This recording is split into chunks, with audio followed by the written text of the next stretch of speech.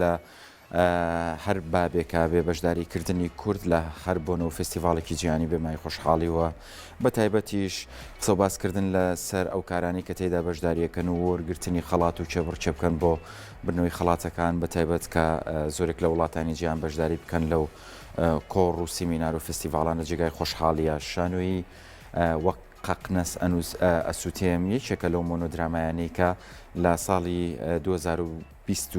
ئەوان و بەرهەم هاتووە و جگەل لە شارەکانی هەرێمی کوردستان لا چەشێنێکی تر نمایش کراوە بە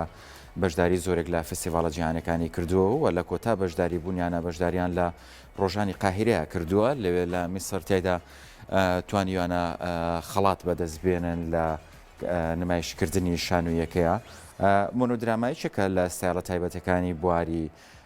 هوەری شانۆ و زۆر قسە و باس لەسەر ئەم شێواز و ستایلە هەیە لە ڕووی بەرەمهێنانی شانۆییەوە بەڵام لا سەرانسەری جیهانە جێگای تێڕامان و گفتوگۆیەوە زۆرێکی شلە و نووسرە جیهانیەکانی بە تایبەت بواری شان و قسە باسییان لەسەر ئەم شێواز و ستایلە کردووە و هەرێمی کوردستانیش بێبژنیە لەو قوتابخانانەی کە کاریان کردو لە بواری هوەر و بەپێی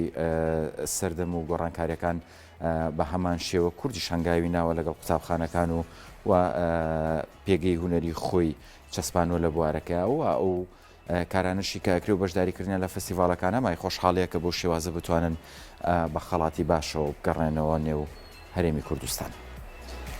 مۆنۆدرامای وەک قەقنەس ئەسووتێم بەرهەمی گروپی شانۆیی هەوارە نووسینی هونەرمەند گەزیزە عومەرە و سینۆگرافیا و دەرێنانی نەژاد نەجمە نواندنی هەوار فارز لە ماوەی 7 مانگدا لە دوو فستیڤالی نێودەوڵەتی بەشداری پێکرا و چەند خەڵاتێکیان وەرگرتووە لە 15 ئەم مانگە لە فستیڤالی نێودەوڵەتی مۆنۆدرامای ڕۆژانی قاهیرە بەشدار بوون. خەڵاتی لیژنەی داوەریان پێشکەشکرا فستیڤالەکە بە بەشداری 12 وڵات گروپی شانۆیی هەواریش لە شاری کەرکووکەوە نوێنەری کوردستانی عێراق بەشدار بوون.